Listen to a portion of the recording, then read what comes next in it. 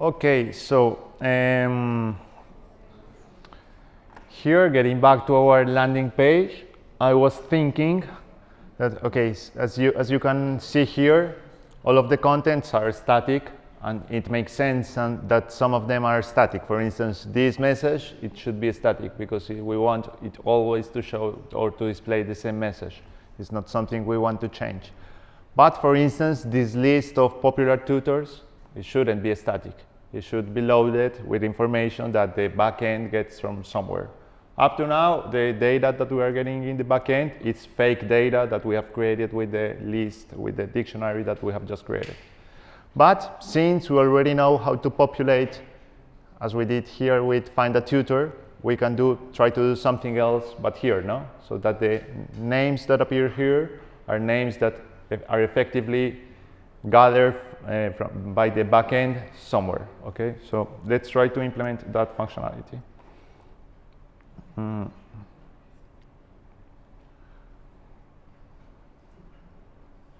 So what's the first thing that changes? The first thing that must change is that here, when we are trying to render the index, we will also need to pass the list of tutors, because otherwise it won't be able to get them and to display them into that specific portion of the page. So also here we will say ptutors.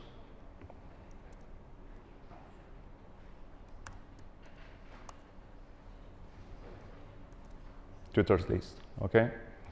Then here in the index, we have to identify what's the portion of the website in which we want to insert that tutors list. So I think it is, let me see, it is most popular tutors. So let's find it here, most popular tutors. And here we have, no?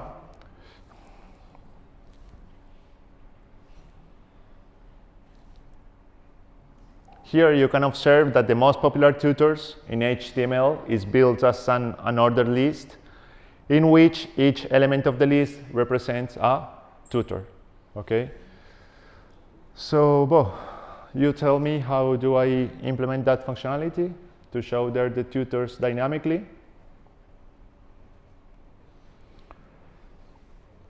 Always with a loop, no? Basically what we have done so far, which is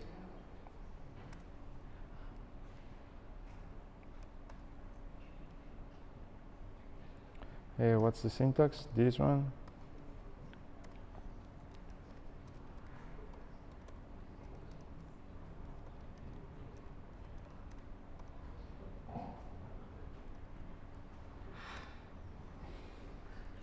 And I'm going to close this loop here after the list element closes. Why? Because I want to print this specific portion of HTML as many times as tutors I have in my list.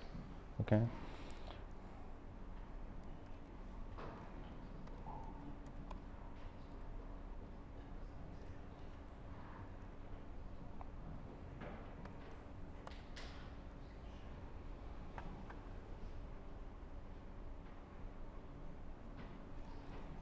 Then I will erase all of the other tutors because, they are statically set there and I want to create them dynamically. So how do I read this code? Within an unordered list, I want to create this specific portion of code that represents a tutor and that corresponds to a list element. As many times as tutors I have in this ptutors list, that is the one that I received as a parameter here in the home root, okay?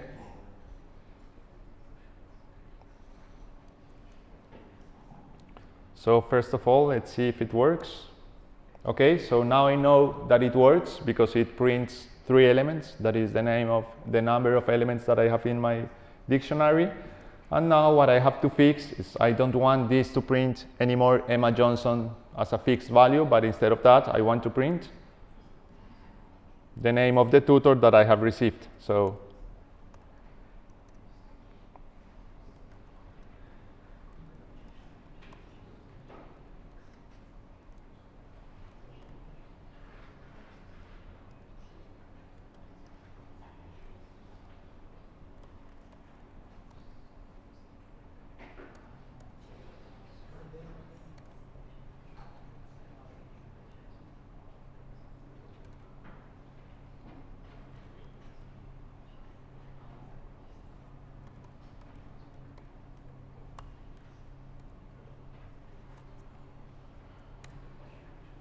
Okay, and now you can see that here, this portion of the web page is not static anymore, but it is generated based on the data that we got from or that the backend deals with. Okay.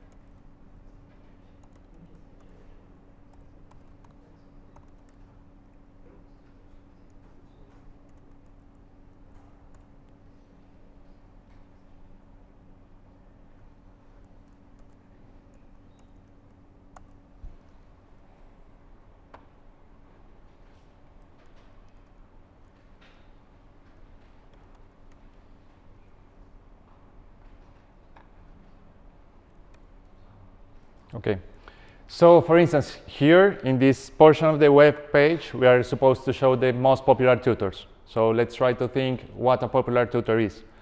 We might think of a popular tutor as one that has received a lot of reviews or above a given name of reviews by the users, no? So far, we hadn't still represented that number of reviews. But let's say that, for instance, here we have a field that is a numeric field that represents the number of reviews that each tutor gets. And let's start each one with 1. What I wanted to show you is that here, in this case, for instance, instead of passing all of the tutors that were in the list, I can do, like with Python, I can do this filtering so that I don't pass all of them, but I pass the popular tutors. Being the popular criteria, as such tutors in the list whose reviews number is above 1, for instance. Since here any of them has more than 1, then we can see that the page doesn't display anything. But if, for instance, I said, I don't know, the first one 3 and this, okay, the first one 3 and this last one 4.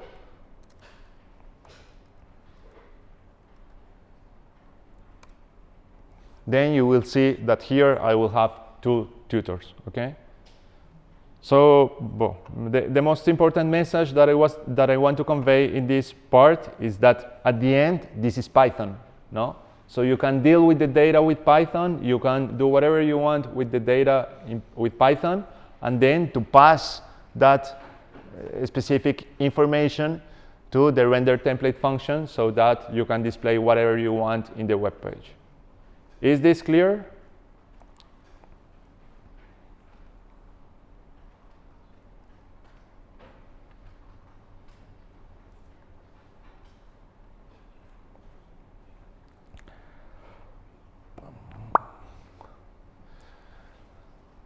Find a tutor.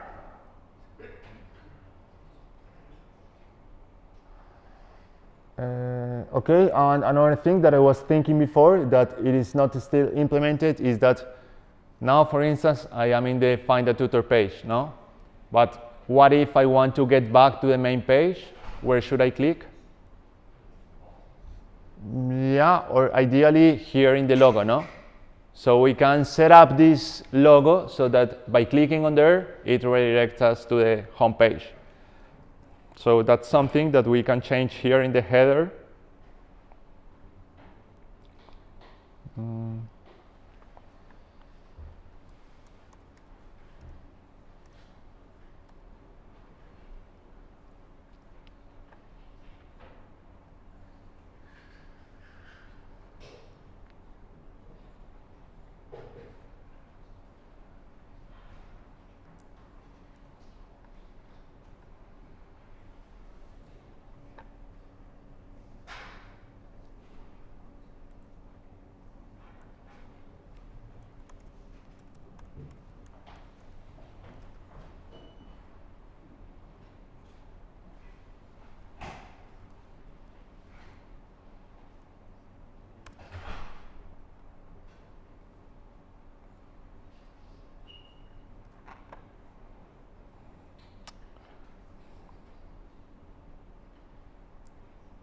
Indeed, let's try to do this way.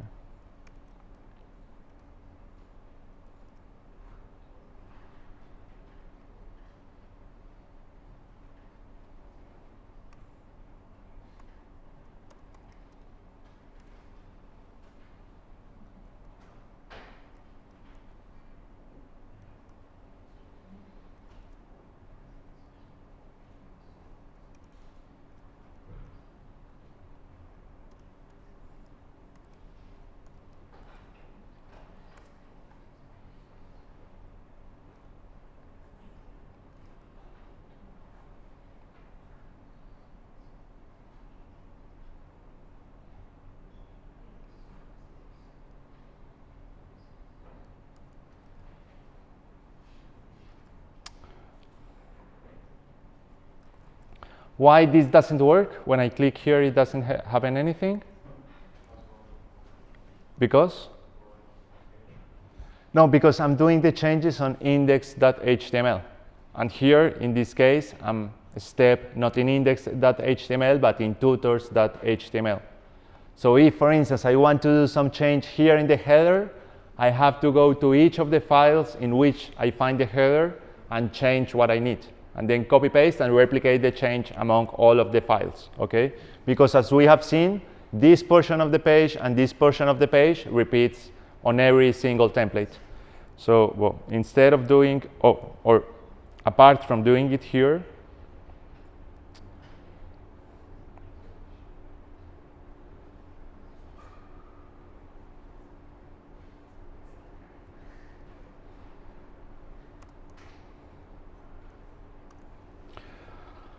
I have also to implement it here in tutors.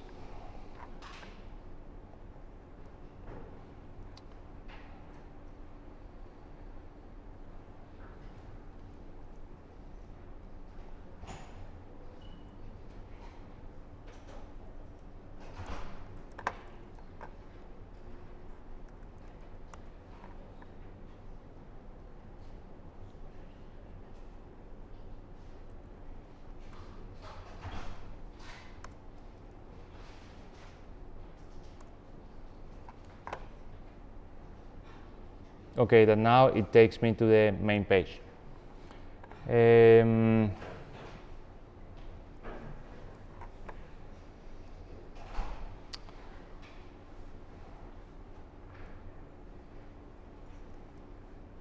But let me show you something first.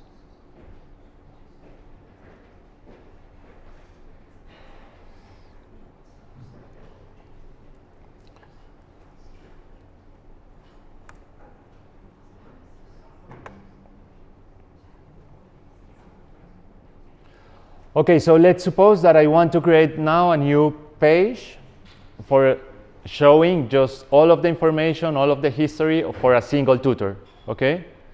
So in that specific case, if I wanted to create a new page just for showing one specific tutor, what should I do? Once again, create a new HTML file that within the templates folder, copy paste all of the HTML that I need to build the header and all of the HTML that I need to build the footer, because that specific portions of the page are common to all of the templates. However, it's not practical, and that's like a procedure that is super boring to go all of the times copying some specific portion of the page that is common to all of the application. So we are still missing one specific part of Flask that has to do with, let me show you.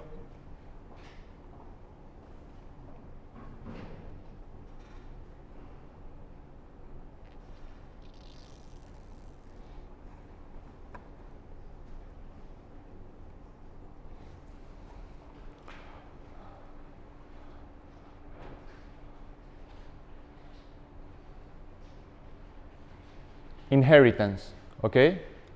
So if I show you this snippet, what can we infer from the snippet? How do you think it works? Or what's the sense of having it displayed in this way?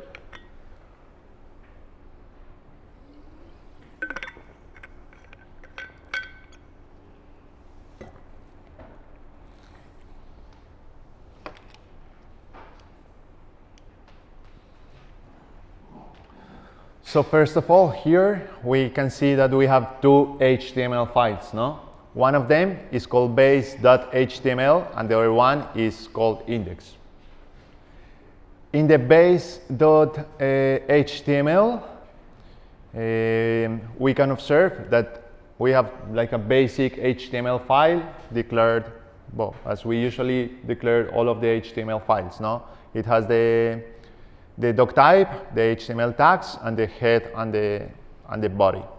Here, this one, instead, it's different. This one is not declared as a regular HTML files with all of the structure and with all of the components. Why do you think it is?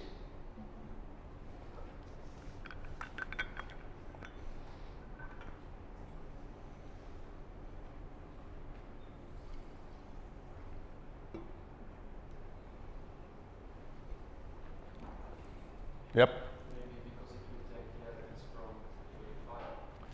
Yeah, but okay, take the elements. What do you mean by take the elements? It will inherit the same structures. Yeah. So if we have like a common structure that we want to share among different files, what we do is we represent that common structure into the base file, this base.html. So I want all of the pages in my website to have a title, to have a header, and to have a footer. And all of them will share the same header and the same footer. That's like the structure that I want to be common among all of the pages in the site. Okay? Of course, there are portions of the page that I want to change depending on which specific page I'm visiting in that case. How do I define or how do I set which portions should change? I do by defining these blocks, no?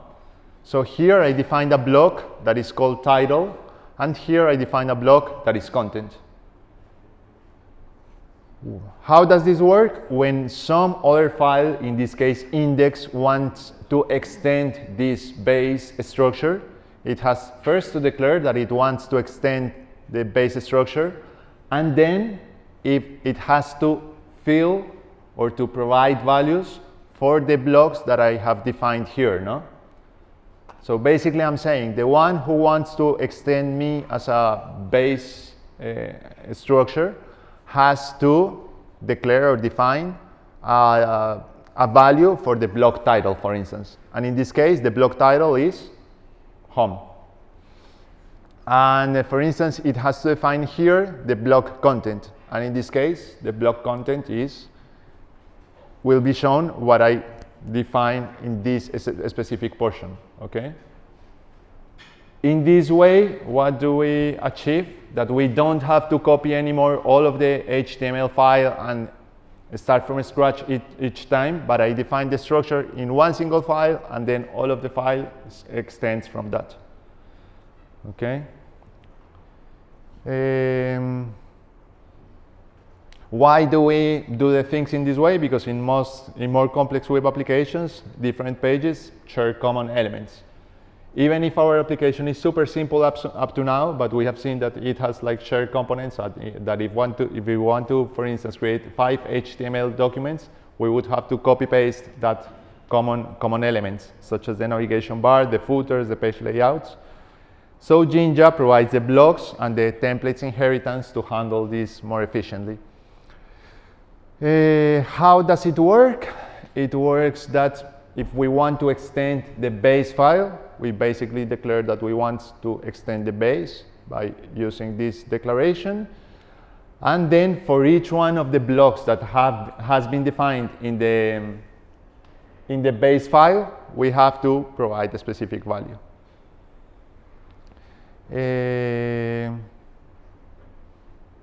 Okay, so this one, the ones that defines the reusable HTML block, is defined in the base file, and then in the file that extends the base, it basically has to set a value for the block.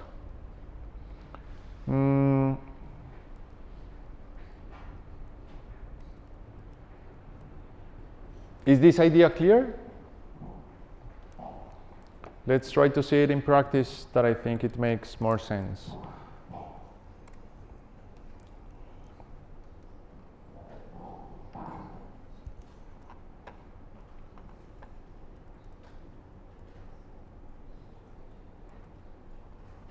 So getting back to here, to our application, what do I have to create here? Apart from index and apart from tutors, I have to create a base file. So I create something like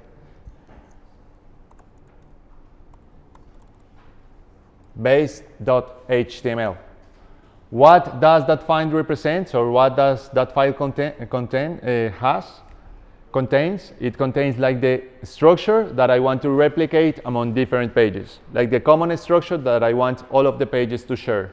So let's copy the index and let's see what's the structure that I want to replicate.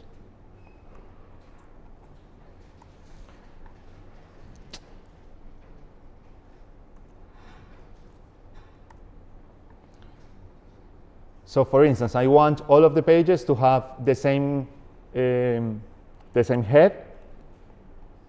I want all of the pages to have the same container declared with the same style. So I want this data to be shared among the different pages.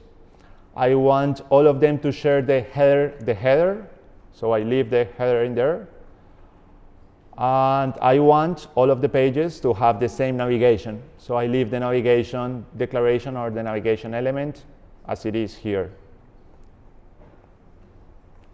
Then I have the main content. So I want all of the pages to have their content within this container, but I don't want all of them to share the same content. So I will delete all of this content that is in that moment present in the index.html.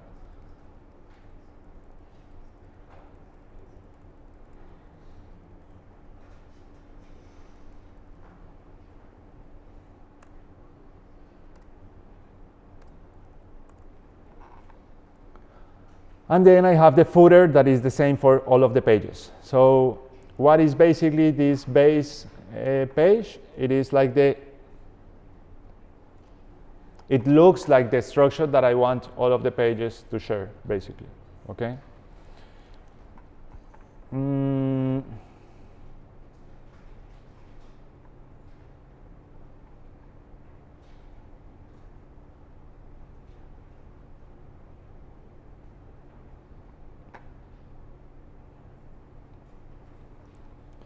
Question, why do you think that here this one doesn't work?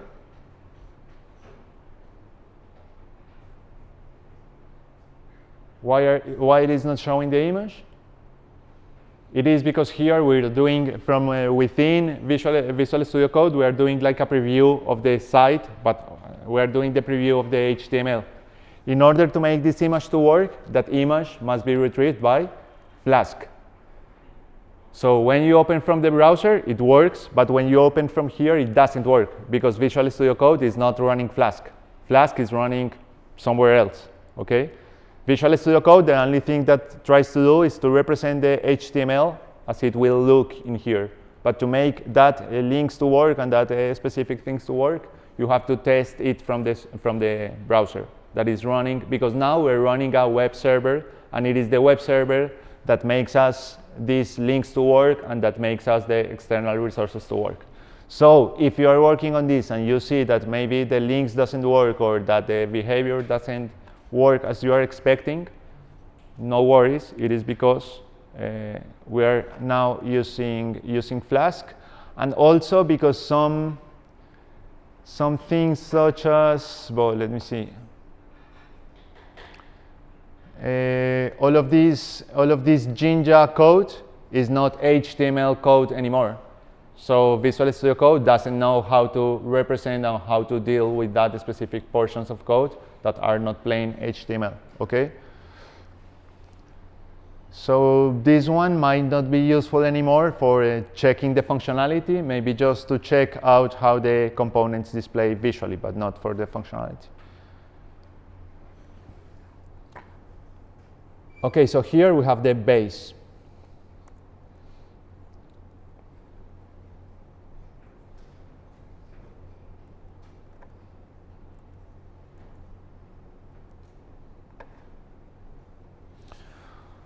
And now in the base, now that we have defined what we have to keep common in the base file, we have to use these blocks to specify which portions of the page can be substituted or can be integrated by other pages that are extending that base. Okay, so let's try to do first with the block content.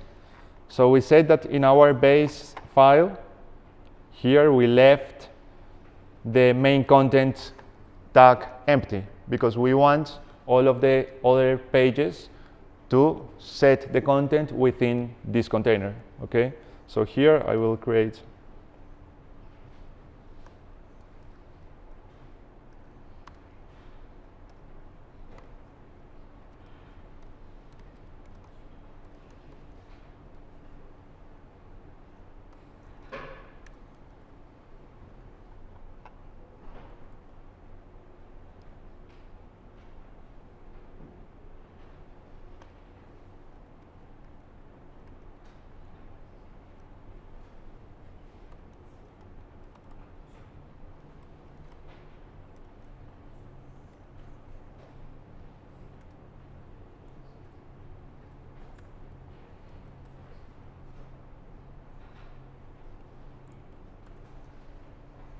okay.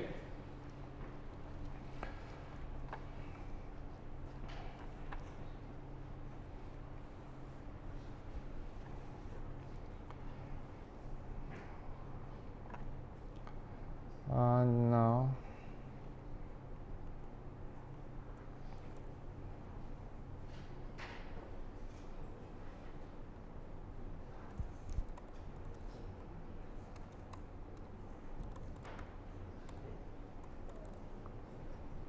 so let's suppose that, for instance, we are going to create a new HTML that represents the page that I will use for showing one single tutor information, okay? So I name this page tutor, and now that I have the base file, I will set it up in this way.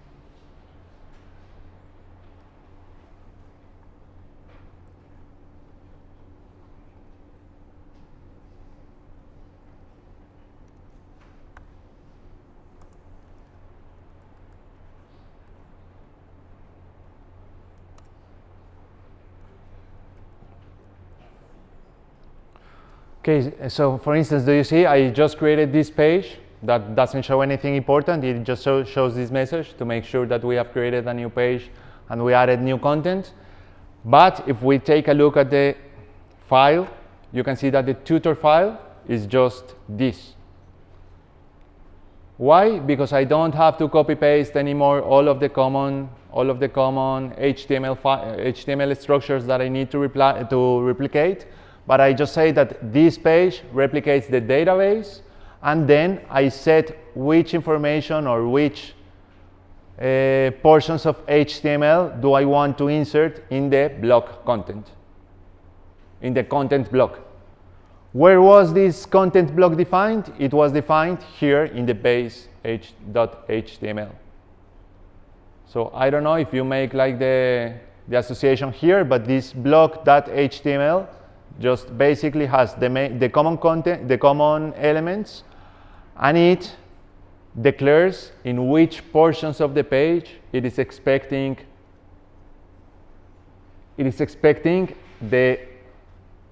its children to fill out with HTML. So in this case, for instance, I'm expecting that in this portion that I called content, that is an arbitrary name that I give, the files that extends me provide a given name or a given HTML. What else I can do? I can do, for instance, that here the title is not always welcome to Imparato, but it will also depend on which page I'm in. So I can say that this portion of the page will not be static anymore, or will not be the same among all of the different pages, but it should change depending on the page I'm in. So for instance, here I can define something as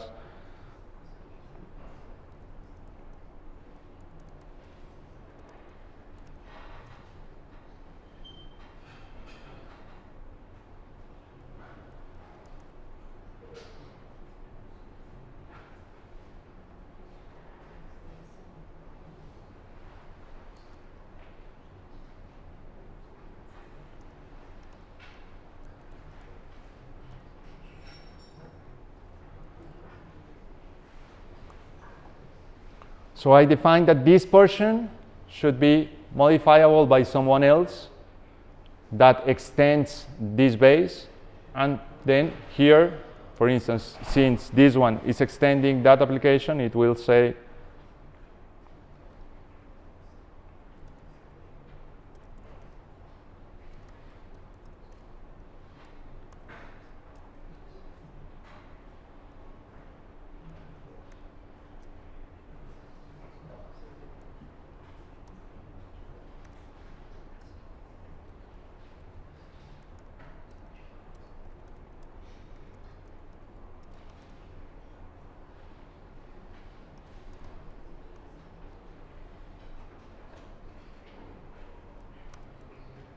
so that here, I don't know if you can see, but instead of showing welcome to Imparato, now it shows tutor single page.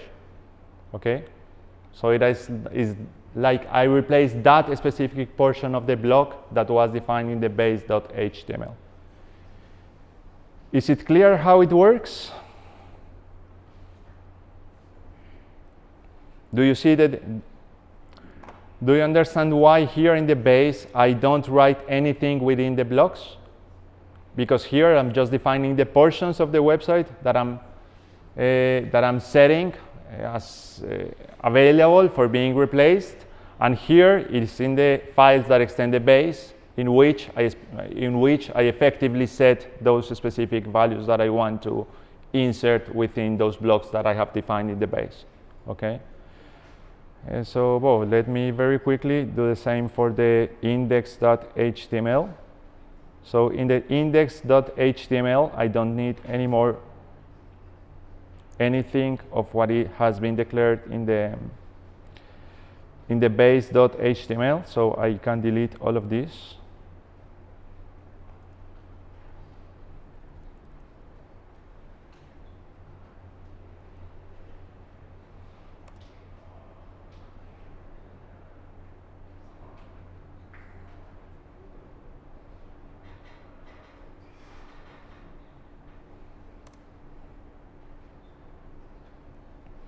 Okay, so now I say that I will extend the base h.html.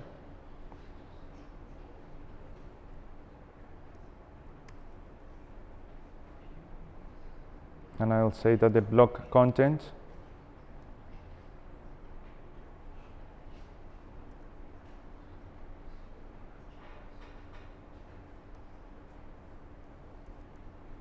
is this.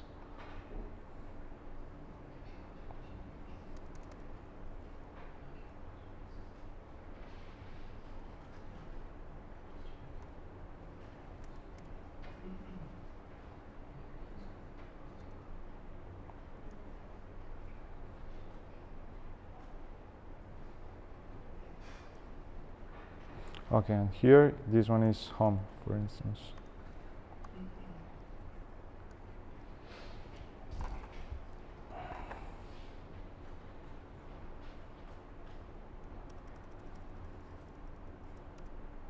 Now you will see it looks exactly the same as it was before, but the change or difference is that now my HTML file is just this. It's just the portion of code that is different. I extend the base and then I change just that portion of the block that I have defined in the other one. Okay? And well, let me do it for the tutors page, which is once again the same.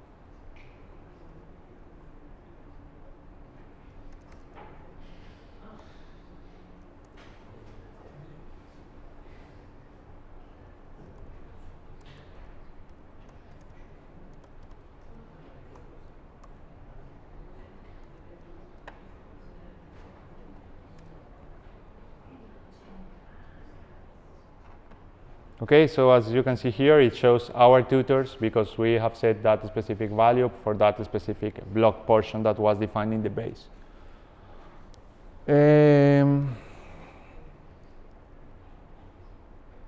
Of course, if we try to open, for instance, this HTML file here within Visual Studio Code, it will not work because this is not HTML anymore. This is Jinja that is split or interleaving Python code with HTML. So Visual Studio Code doesn't know how to represent this or how to deal with this expression, so it won't work. But of course, if we run the Flask application and we test it from the browser, it will work and it will display like this.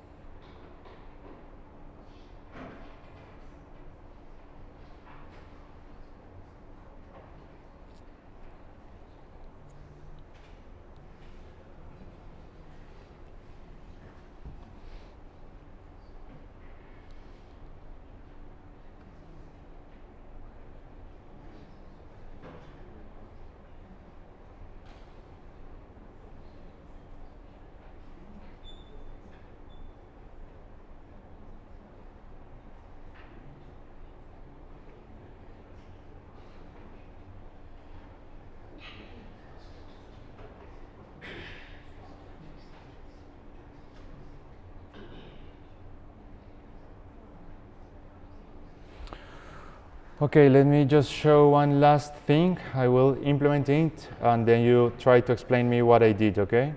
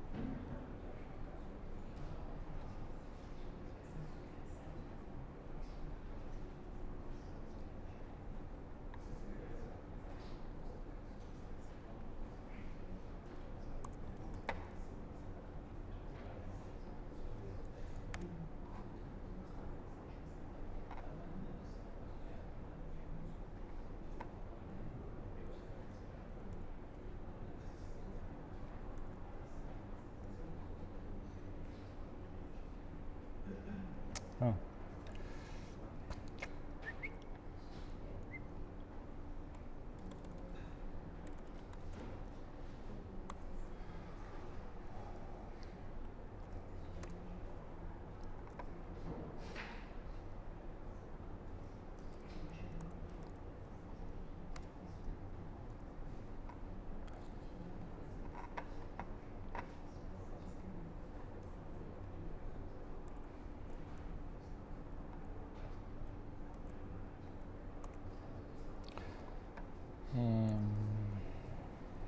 Okay.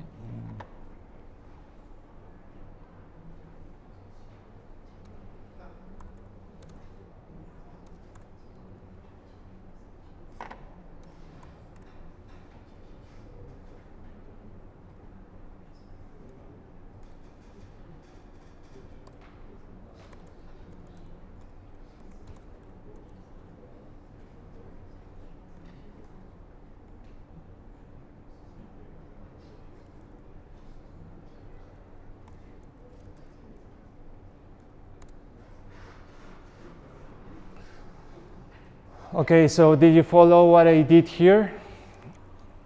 Do you have any clue of what I did? So basically, I was in this page, no? So now I want to add to all of the cards a link that redirects me to the single page of each tutor, okay? So that by clicking here, it opens a new page in which it shows me just the information of that specific tutor. Remember that in this page, we have the list, or we have the data of the 3 tutors, no? You remember that when the render function was called, we passed as a parameter the list of all the tutors. So up to this point, we have the information of the 3 tutors. But we want that, but by going here, I will display the information just for 1 tutor, okay? So right now, we are here at this point. And let's analyze this line.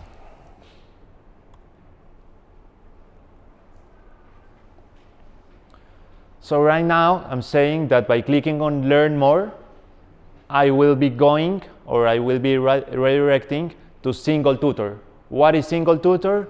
Is this function, this root that I have defined here. What does this function have different from the ones that we have seen before? That this one receives as a parameter the ID of the tutor, okay? So this one is expecting to receive the ID of the tutor. That's why in here in the HTML, I pass the ID of the tutor. Which ID do I pass? The ID of the tutor I'm right now, because since I'm here within this loop, okay? So since I'm here a step into a tutor and I know his ID, I pass his ID as the information there. Then what happens in the root that I have defined? It takes that parameter, based on that parameter, selects the one that fills that that has that ID that has arrived as a parameter here, and it renders the template passing not all of the 3 tutors as we have done before, but it just passes the selected tutor, the one with the ID that matches with the one that he received as the parameter, as the argument. I don't know if it's clear the whole path that it follows up to here to show, or to show just one selected tutor.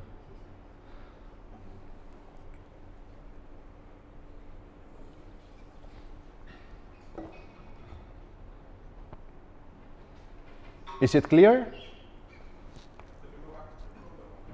Sorry? Sure.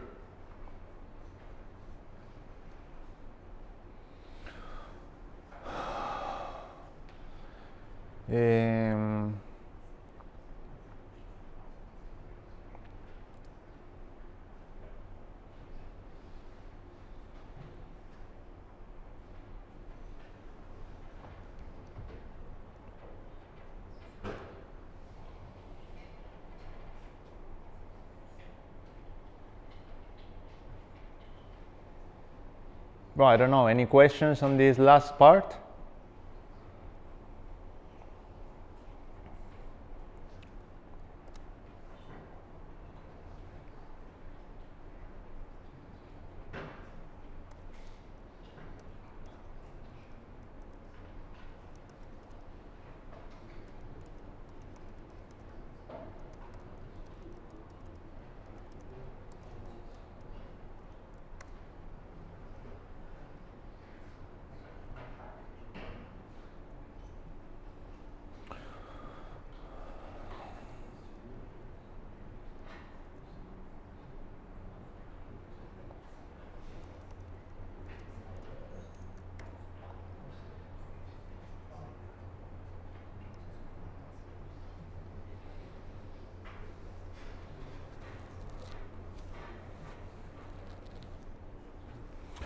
Okay, so far we have seen like most of the content concerning Flask. So Flask is basically fundamental for the course because all of the web server and all of the business logic is implemented with Flask. So, but the idea is that it remains super clear, because if Flask is clear, then everything will be super easy to implement and to deal with. As I told you before, the first lab, since we won't have a lab this Friday, then we will move the lab to the next Tuesday, and we will do it here. Yeah, and there you can practice with the basics of Flask, and then we will have a second lab with the most advanced concepts of Flask. And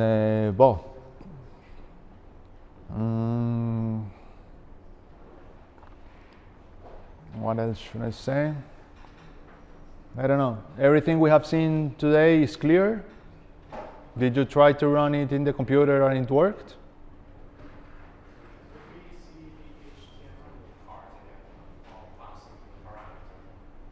Here, you mean this one? This one. Since I know that this function that is called single tutor is expecting a parameter that is named ID tutor, then I pass that value. But that's because here I have defined this function as a function that is expecting to receive this parameter. So I pass that information, and with that parameter I go to select. What I do is to select the specific tutor that corresponds or that matches with that ID, and then I just render the template passing the tutor, the specified tutor.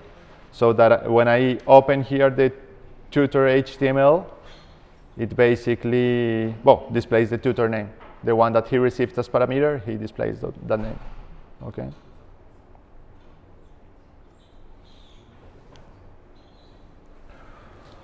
Okay, so if there are no more questions, I think we can stop here. Anyway, I will publish the solution for the previous lab today and also the text for the next one. Well, if you have any questions, let me know, and see you on Monday. Okay.